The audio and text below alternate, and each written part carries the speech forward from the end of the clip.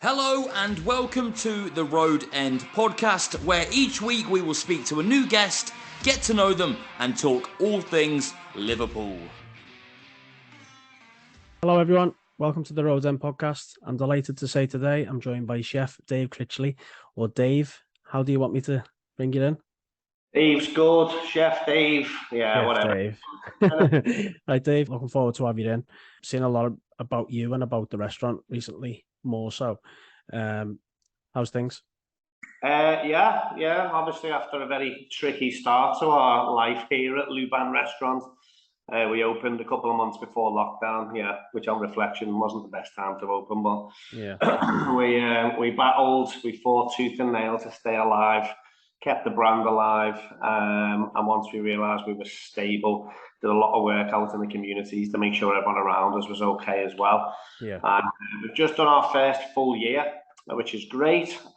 Picked up a few awards along the way, which we weren't quite expecting, but yeah, most notably we picked up Best Restaurant in Liverpool, and then we picked up Best Restaurant in England at the Visit England Awards as well, which was pretty phenomenal. Very, very proud of that. So yeah, the team's worked the socks off basically this year, and hopefully we can just go from strength to strength now. So yeah, although it's looking pretty bleak, to be honest. Cost of living, Brexit, all the prices shooting up, but we've just got to keep going, do what we do, and hopefully we can come out the other side of that as well. So obviously the cost of living, everything like that, is that starting to affect you already, or are we still seeing the decent numbers and things like that in the restaurant? I think what we're seeing is still good numbers of people going out, but what people are willing to spend is noticeably less than it was. Yeah. Let's say 3, 4, 5 months ago, or when we first came out of lockdown, everyone went a bit crazy and everyone was happy to go and spend money on the things that they've missed so much. But now we're certainly seeing still a lot of people going out, but it looks very much like they're keeping an eye on how much they're spending, which is a little bit worrying for us. Obviously, we need sales. We're a business. We need to pay our 30 staff. We need to pay all our bills. All our bills have shot up as well. Obviously, if you're at home looking at your electricity bill, well, think about a restaurant. Our prices have doubled, tripled, quadrupled. Do you know what I mean? So same for gas. Is there any help with that? So when I say that, I'm saying, like, obviously they're giving grants and stuff to people who are struggling. Does that come into the hospitality industry? No, not that we've noticed so far. So yeah, it looks very much like we're going to be left to our own devices to try and survive again. Like I said, we came through Brexit. We came through lockdown, and we thought that was going to be really tough. We watched the damage that Brexit was doing, and we knew we'd have to get through this as well. And now we've got this massive energy crisis, I suppose, which is causing this massive cost of living crisis as well. So energy prices are through the roof. I think something came out today saying supermarket prices are now up 11% from where they were last year. So yeah, so many products across the entire range are now shooting up in price at the same time that our electricity and energy bills are through the roof as well. So it's going to be tough. It's going to be incredibly tough. But yeah, I just feel like we've been fighting ever since we opened the doors here at LuBan, so we're going to carry on fighting. It's what we have to do. Yeah, no, I agree. I mean, you only have to ask the question to someone about the restaurant, and everyone seems to, like, let's say, rave about it. Yeah, and that's what you want to hear, isn't it? Because word of mouth and recommendations get you far. 100%. We've always set out to be far more than just dinner. Do you know what I mean? It's not food on a plate. We wanted the whole experience, from walking through that front door to getting your drinks, getting served, having your meal, desserts, coffees, teas, cocktails at the end, back into the bar for a quick drink before you go home, and then eventually leaving. We wanted it to be a flawless experience, and something that people remember. Why we do get people who really enjoy it. We put a lot of effort into getting everything just right, and yeah, lots of training and lots of hours goes in to make it an experience for people who walk through the doors. So hopefully we'll be able to carry on doing that for years to come. So just a bit about you, and obviously you've explained the restaurant and how things are at the moment. Why did you want to be a chef? Good question. Probably safe to say I never set out to become a chef. I'd always wanted art and design and graphics and things like that. I actually went to college and university to do illustration for children's publishing. Oh wow. The whole time since the age of 15, I've been working in kitchens for a bit of money in my back pocket, and yeah, basically helped me pay my way through education. So after working in kitchens for so long, I just kind of realised I'd fallen in love with it. Really, it was something I wanted to do. I enjoyed the buzz of the kitchen, that adrenaline of a Saturday night. It's hard to kind of replace that with anything else. It's a really good vibe when everything's going well. You've got your full team working around you, and you have a great night. It's brilliant. Nothing compares to it. I kind of finished university, came out, and there was no jobs in that field in the country anyway.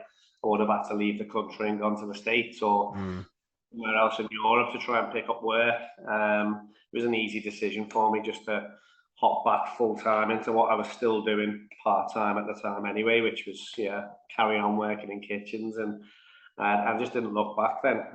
Got all my qualifications on the job, and then just went from place to place, trying to improve, trying to become the best basically, and learn from everyone around me. And that was it. That was it really. I've seen you on the Great British Menu, and I mean, how did you feel about that? How did you feel like everything come across, and what was the experience like? Yeah, really good. Obviously, it's an honour to be asked to go on that show. That's something as a young chef you watch when you're kind of learning your trade, and you always feel like I want to get on that show. When the call came in, I was a bit surprised. We just opened the restaurant. In fact, I think we were just into lockdown actually, so it was quite difficult. Everything we had to do was filmed under kind of lockdown rules and regulations. We'd literally just opened the restaurant. I had to drop everything, just grab a load of stuff and go down there.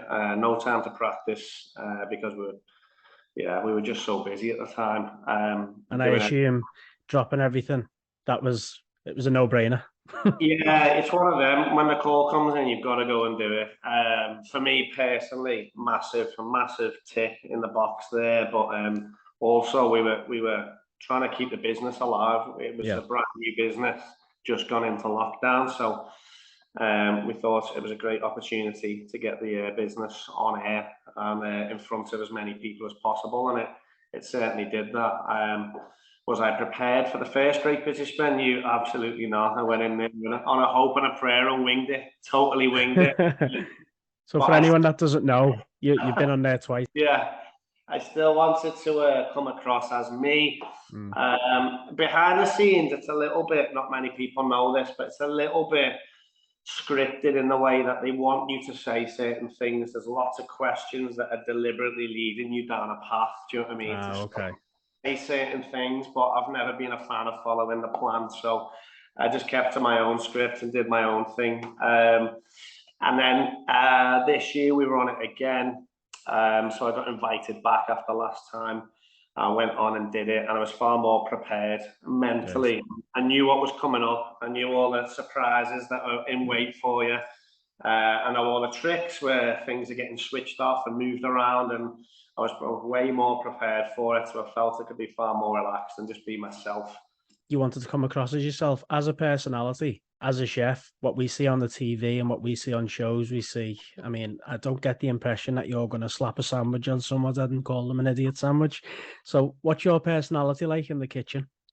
I like to think of myself as far more of a clock figure. I'm very much trying to get the best of all my guys around me, big arm around the shoulder when we need it. When times are getting tough, I'll be leading from the front. So I'll make sure that, I wouldn't do anything. I wouldn't ask anything of anyone that I wouldn't do myself. Do you know what I mean? So I always try and lead by example. I've got respect for my team. I'm not going to bawl them out in front of people, in front of customers, in front of their other teammates. If there's an issue, we'll sort it out later. The main priority always has to be the guest. The guest has to have this amazing experience. So the best way I can deliver that is with a team working in harmony. Yeah. These guys work long hours. We all work long hours. It's kind of 12, 14-hour days. Very rarely with a break in there. So I need to keep them upbeat, positive the whole time. And like I said, if there is any issues, we'll leave it till the end. Do you know what I mean? We'll get through. That's what you want, isn't it? Because yeah, I mean, 100%. in any stage of life, like, there's nothing worse than being called out in front of people to say you're this, you're that, or why hasn't this been done? And I can imagine the pressures, the heat, the exhaustion, exactly with the 12-hour, 14 shifts. The last thing you want to do is get called in front of someone, isn't it? Well, exactly. Imagine how that makes you feel. So I need these guys to run through walls for me. I need them to deliver almost the impossible. Do you know what I mean? When you get loads of people coming in at once, you've got big tables that are running late. You've got the next lot of tables that have come in early. You've got this perfect storm of so many people all sitting down and ordering at the same time. And you know they're all in the right frame of mind just to smash it on regardless. So a lot of positivity, a lot of positive thoughts. I work with them on the mindset as well to try and create these monsters, mentality monsters. All the cliches in, they need to be that. It's not, you got to think these guys are doing, let's say 10,000, 12,000 steps a day, 14 hours. It's very physical, lots of calories being burnt. Like you said, lots of stress. They've got to think quickly. And guests are demanding. Customers in the restaurant are demanding people. No one wants to wait for their food. Do you know what I mean? And if something's wrong, you're going to hear about it. So like you said, you've got to build a team of strong people in terms of mentally and physically. And you've got to be able to, if I ask them to come in on a day off, I know if they enjoy working here, they're more likely to say, yeah, I'll come in and do no problem. You've got to build a team, a strong team that is, you build this mentality. It's us against the world. Do you know what I mean? Whatever walks through them doors on a Saturday, we're gonna deliver. We're just gonna smash it out, do our very best, and at the end we'll all have a beer at the end, and it will all be great. That's what you want. So you'd say Chef Jürgen then? Chef Jürgen, yeah. Someone else called me the Jürgen Klopp of the kitchen world, and I was more than happy to take that. So I think I'd take that in anything. If you compare us to Jürgen, we're doing well. Yeah, we're doing all right, eh? Moving into the Liverpool side of things. So how long have you been a Red? Most probably people say cliche, all our life, things like that. So how did you know you was a Red and this was for you? Oh, yeah, interesting, isn't it? I have been a Liverpool supporter as long as I can remember. As a kid in the playground, it was always Liverpool shirts on when it was own clothes day. Remember that mufti day? Yeah, 50p in the little bucket. It was always in the schoolyard. We were Liverpool players. I was watching the scores on teletext. God, I feel so old now. Sitting there watching the scores come in on a Saturday afternoon, and you'd be looking for the Liverpool score. With my dad, we'd sit there and watch. I remember my dad taking me to my first football match. I can't remember how old I was. I could probably work it out with some quick maths. I remember Grobbelaar being in goal. It was against Man City. I think we won 1-0 that day. But if there's a stat out there, work out when that was. That was the first time we went to a match together. And then my dad used to take me every year on my birthday. We'd go to a match from there on. So that was it. So yeah, as long as I can remember, I remember having the duvet covers and the wallpaper. It was quite freaky actually. I had Robbie Fowler's face on the wall, and I think Rob Jones for some weird reason was on that. As long as he's not there now. Like Rob. We're friends with Rob on Twitter, but yeah, no idea what you were doing on my wallpaper. I mean, I'm sure he'd be made up with that now. Yeah. So, that's it. So your earliest memory, mine was something similar like that. I think I can't remember the game, but I can remember shouting someone's name that I'd probably never shout again in my life. Come on, Collymore. And I remember my dad just going, okay. But did you get to the game often? Or assuming with your, I've never had a season ticket. There's no point me having one. I've always worked Saturdays. I've always worked pretty much Sundays up until relatively recently. So getting to matches was always quite difficult. I used to go, as I said, as a kid, I'd go with my dad for my birthday. It was my treat. Do you know what I mean? It was my treat. We'd go then. I did actually end up cooking for Liverpool Football Club for about 4 years. Every time there was a home game, big supporters will know they used to stay at Hope Street Hotel. So, and I was the exec chef at Hope Street Hotel at the time. So there's a contract that gets signed between the football club and the hotel, and there's a certain amount of all the home games we have to be there for, and we have to, they take a whole floor of the hotel, we put them up there, they come normally and sleep the night before, so they're all there on the day, get up in the morning. So we'd normally do like an evening meal when they came, they'd arrive, have the dinner, they'd go to bed. I'd have to be back there again first thing in the morning, 5 a.m. I'd be there getting everything ready. And the players would start getting up around kind of 6, 7 o'clock. They'd all be up, come down for breakfast. Then they'd go back for another lie down. If it was an afternoon game, hard life, isn't it? Do you know what I mean? Back up again. They'd have a meal again, then a walk, and then they'd be off to Anfield. So I did 4 years of cooking for the guys there. That was kind of the end of the Brendan Rodgers era, and then the start of the Klopp era. So I used to they'd often slip me tickets and say, can you make it to the game? Can you get there? So I'd normally get a little backhander here and there. I'd go downstairs, check the kitchen was all right for a few hours, and then just bail into the next taxi and go straight back and straight into service again. So I've certainly been to plenty over the years. Like I said, I try and get there when I can. It's more likely to be midweek games now because of the work I do. So it's been good. More recently, been in the posh seats in hospitality. So I noticed that. You can tell you're moving up in the world, can't you? So if you get the invites, you go. Do you know what I mean? Oh yeah. I've been very, very, very fortunate and very lucky to work with some great people and be friends with some great people who will invite me every now and then to go along. So. But my dad's on my case to get me into hospitality. I think it's only fair after all the years he took me to. So I am working on it, Dad. We'll go to one soon. So if anyone's listening, I can hear Dave plugging this, get the hospitality sorted. I've been invited. We had one of the players in. I had one of the players in the other day, and they've invited me to a Champions League game. So that's brilliant. Might be taking me dad then. So it'd be good. Smashing it. Yeah, doing okay. Doing all right. So the season we've started. I mean, it's been a bit up and down, hasn't it, from the start? We all seen the Community Shield and thought, no one's touching us. Then we have Fulham. Then we have Palace. Then United. Yeah. More positive the other night. Yeah, well, yeah, certainly so. Yeah, 9-0 against Bournemouth. I think I'm one of them. I've seen some shocking Liverpool teams over the years, and I've been there and sat there. I was sat when we got battered by, it was Blackpool at Anfield, absolutely turned us. I was sat there, do you know what I mean? I've been sat in games during the Hodgson era, so try not to let it get you down too much when you see a bad result or a bad couple of results. Yeah, it was the worst start in 10 years, but it was, 2 draws and a loss. It's not the end of the world, is it? In the grand scheme of things, it's a long season to come. You're going to drop points. I think everyone's going to drop points this season, City as well. I think it's just a disappointment after what we've seen over the last couple of years.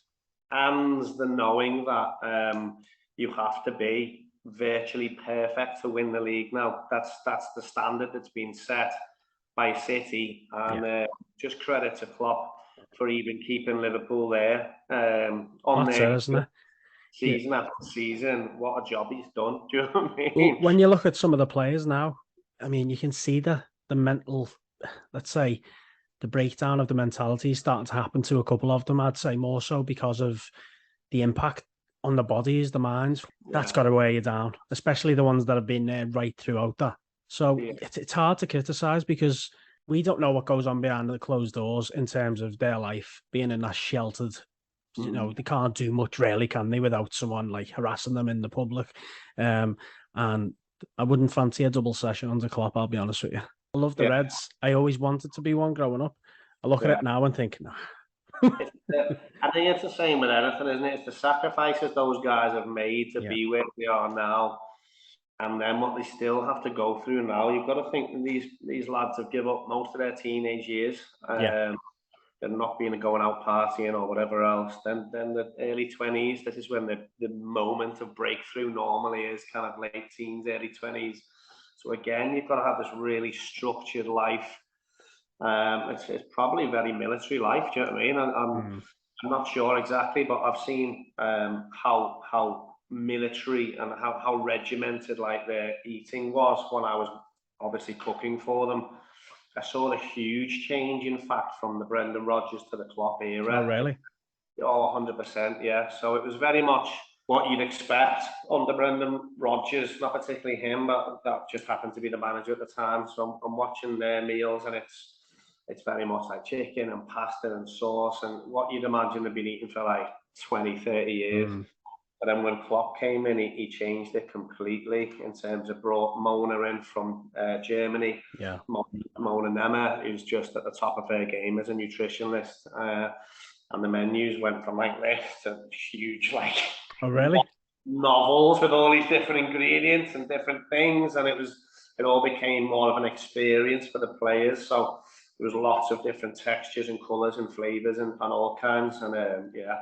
Well, surely that's got to have a positive effect as well, because if you're just eating the same stuff day in, day out, it can just be repetitive, it can be boring, you might want to eat something that you probably shouldn't. So if there's different things there available for them, I mean, I'm no chef, but it's nice to see something different on your plate, isn't it? 100%. I just saw a noticeable difference immediately when Mona came in, and it was very much, that is very old school, and this is now what we're doing, do you know what I mean? So it was cutting edge. Not many other football teams had someone like Mona at that level working there at the time. I think a lot of everyone's kind of catching on and catching up to it now, but yeah, as I was saying, it was very regimented. It was at this time you had to wake up and you had to drink this, and then half an hour later, that's when you sit down and you have your dinner. Then you've got this amount of time to rest and recuperate. Then this time you get enough for your walk. It was that to the minute. It's regimented. So you've got to think, these guys have been doing this for 20 odd years, some of them. So you've got to get to a point, especially under the likes of Klopp, who we know likes to get the absolute most out of his players, makes them run through walls, like literally. There is going to be a bit of breakdown, and you never know what's the mental kind of what's the mental side of things when they're watching players injured, do you know what I mean? And they're watching, he's just got injured and he's just got injured and that person's just got injured. There's got to be a lot of psychology associated with that. It's like we're all going to step in now and put a double shift in effectively. It's like in the kitchen. It's the only analogy I know. But yeah, we're a man down in the kitchen. That just means everyone has to work harder. Do you know what I mean? It's simple. So if you lose a really good player in that position, you might be able to put a set of legs in there, but you know everyone else is going to have to pitch in to help. Do you know what I mean? So, definitely. So the mentality of going into a game knowing that you're 4 or 5 players down probably isn't great. And then in training, are you putting everything into training? Are you putting everything into it on the pitch, knowing that everyone else around you is dropping like flies? It's just like that must seriously Well, that worried me on the that was the biggest worry for me for the United game was more so the effort. Watching the game, and you know, if you get beat, you get beat. It's one of them that we can't win every game. We don't lose many, but when we do, it's about how you get beat. I didn't. The attitude for me stunk on that game, and obviously it's probably one of the biggest games of the season for us. So, would I rather that was now than the end of the season? Definitely, because we get that out the way, and I got a feeling that won't happen again. Yeah, I think so as well. Klopp apparently didn't say anything to them after the game. Apparently, if it's what's coming out, he's basically said, I've got no words for any of you. I'll speak to you all on Wednesday, and left them all. And that was probably the most damaging thing he could have said to them, because they would have been like, holy shit, do you know what I mean? Well, that's on par with someone saying, I'm not angry, I'm disappointed. 100%. And I think he was right to do that as well. There's only so much Klopp can do. It comes down to the players on the pitch doing their thing, isn't it? So yeah. But like I said, we move on. We've always struggled at Old Trafford. From many years, I've seen us struggle at Old Trafford. Obviously, it's nice recently to see us pick up some good results against them. But really, yeah, I didn't have a great feeling about that one going into that one the other day. No, I was a bit up and down about it. I was sort of thinking, can't see them doing anything at United. They've still got this same old attitude. And to be fair to them, it was their cup final. So they played like it. For it, weren't they? They were up for it. They knew how much it meant, whereas we just didn't seem to. it was just, slow and lazy and lethargic. And in fairness, I didn't watch it. It was one of the very few matches I decided I wasn't going to watch because I had a lot to do that day, and I thought this will just throw my whole day out, or my evening out. It will just be a mess. I'll be in a bad mood. I won't be able to get anything done. I'll just be fuming. So I was like, you know what? I'm going to sit this one out. I'm one of the worst people to watch a football match with if it's Liverpool. Yeah. I get so wound up and I get so agitated until the game is won. I'm just a nervous ball of energy. Do you know what I mean? So, well, no, I'm the complete same. So there's times when I have, either a friend or someone in the family that'll say, "I'll come round and watch," and I'm like, yeah, and then I don't message them because I know for a fact I need my zap just focused on the TV, and if anyone starts moaning or dissing someone, I'm sitting there, shut up. Stop going on. Stop it now. I'm trying to focus and I've got a little noise next to me. I think, no. But I mean, going the game. I love going the game and that'll never get took from me. But if I decide to watch it at home and don't go, I can't be in a room full of people. I just can't do it. No, I don't think I can anymore. Yeah, I'm more. If I can't get to it or I can't, something like that, I'm more likely to have it on my phone watching it. Just sat in a quiet corner on my own somewhere where I can't do any damage, can't swear too much. Yeah. Keep me lad up. Because you'll hear me shouting and screaming. But it's tough to watch it. I remember the Champions League, I had my dad round to go and watch it with me. And at the end of it, he was like, "Why do you watch football, David?" You clearly can't enjoy it, and I was just like, "Dad, I'm so stressed right now. Stop speaking to me." Yeah, that's it, isn't it? That's it. I mean, it can be the best thing in the world, or it can be the worst thing in the world, and 100%. Unless you understand it, because there's arguments, there's moods. I was in a mood for days after that game the other night, last week. But then after the game, Bournemouth buzzing. Yeah, exactly. It's up and down, isn't it? The difference, isn't it? It's night and day. So, like, the United one, it's probably the first match I ever watched for a long time where I've been able to, if I've not been working, for example. I just decided, I was like, if we lose this, I won't get anything done. I'll be in a bad mood for days. I'm not letting it affect me that badly. Do you know what I mean? Yeah. And I was right too, because I didn't watch it. I just stayed off social media. And I was like, you know what? Practically, it basically never happens. That's the way I'm looking at it. So I'll take that. I think we all will. Do you know, the restaurant there you mentioned a few minutes back about you get a couple of the lads in. So no one gets well done, do they? I'm trying to think now. Not in the restaurant. When I was cooking for them, we used to have some funny guys, eating habits. Yeah. I can say this now. I'm not going to mention anyone who currently plays for us. That's fine. Mario Balotelli, what a character. Only ever used to eat ice cream. So, no word of a lie. Would come downstairs, like come into the dining room where we'd have all this nice food out and chicken and steak and rice and pasta and whatever else. And he'd just come in, get a bowl of ice cream and then wander back off to his room again. So a fully grown man. Yeah, fully grown man. I used to like watching the players and see like they'd all fall into this little pecking order.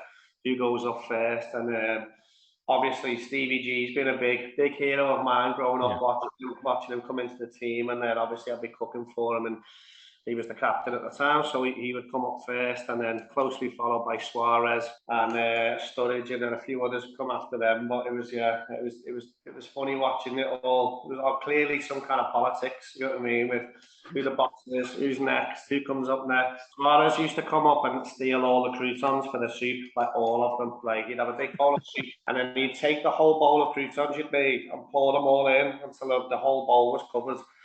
And then he put loads of parmesan on and literally take everything away with him. So all the croutons were gone. He was like that with footy, wasn't he? He'd get the ball and no one else could touch it. He wanted, he'd follow Steven Gerrard up and just take whatever he wanted after Stevie had eaten. So yeah, it was. He was going to argue with him. Come on. Yeah, exactly. So I've seen plenty of interesting habits from them. Yeah, some would have well done stuff, some wouldn't. Some players would eat certain things, some people would just refuse to. And like I said, Balotelli just used to have ice cream. So Just mad. Oh, do you know what? I don't think I'll ever get over that. You can imagine that though, can't you? Yeah. Do you know what I mean? That's the thing. You can, and I'm surprised it was as good as ice cream. Yeah. Players used to try and order takeaways as well when they were in the hotel rooms, and they'd always get intercepted. Always, how they thought they were going to get away with it. It would normally be players who knew they weren't in the starting 11. In fairness, but still, they're trying to order a Domino's at like 1 a.m. and That's obviously amazing. the security on every floor. Do you know what I mean? Like, so it was like no chance. Any names? Upset. Oh. Yeah. I'm just trying to think who it was. No, they don't play for us anymore anyway. Go on then. Name them all. I'm trying to think. No, was it Victor Moses? Ooh. Yeah, I said, but he was in the squad, wasn't he? Yeah. I'm even sure Glenn Johnson tried that once or twice. So yeah, there we go. Wouldn't expect that, to be fair. Yeah. I think that's why they tried it, though, innit? Yeah, exactly. Yeah, get away with it. He probably got told to do it for someone else. Yeah, go on, you do it. See if you get away with it. But yeah. Carragher and Stevie nailing the Domino's. Yeah. It was all Glenn. Yeah, they were good fun. We asked our guests to choose their ultimate five-a-side team who they've seen live playing for Liverpool. Let's find out what they said.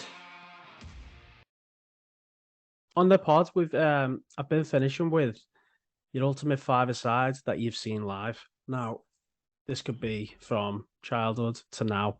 Yeah. And probably, I go back as far as the 90s with my team. What would yours be? Oh, this is tough. So obviously there was players that I grew up watching and I idolised, but on reflection, probably weren't that good. Yeah. I've seen, I think recent years we've been treated to some of the best football I've ever seen. So, and people could completely disagree with me, but this is my team. So it's yours, isn't it?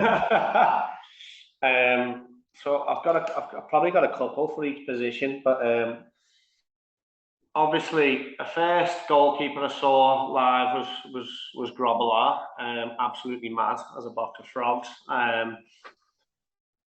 And then there was there much better between now and then. I've seen some good goalkeepers, but I think Alisson's probably the best I've seen in my lifetime live anyway. Yeah. Obviously, I'm aware of great keepers like Ray Clements and people like that, but in my lifetime, I'm going to have to put Alisson in goal. So good start. Alisson starts in goal. Again, defenders have seen some belters. I mean, Stefan Honshaw used to be a personal favourite of mine. Cult hero. Even Steve Finnan was on Legends. I don't remember people getting past him ever. And I mean, he clearly did, but do you know what I mean? I just thought he was a ledge. But for an all-rounder, I've still got a couple. Carragher as well. You could put him anywhere along the back and he'd throw his body in. He would just do whatever needed to be done. So I'd probably have Carragher's going to make the subs bench for me here because you can play in a few different positions, and I've got to go with Van Dijk. I mean, he's just a machine, isn't he? Yeah, it's got to, isn't it? I mean, Carragher choose Van Dijk over Carragher. Yeah. So then Van Dijk's enough of a presence to stick him at the back, and everything's going to be sound. You know what I mean? And then midfield. See, I thought about defensive mid, and I was like, no, let's just throw caution to the wind. Stevie G's the most complete midfielder I've ever seen. Yeah. Whether he was tracking back, making tackles, he was a great tackler.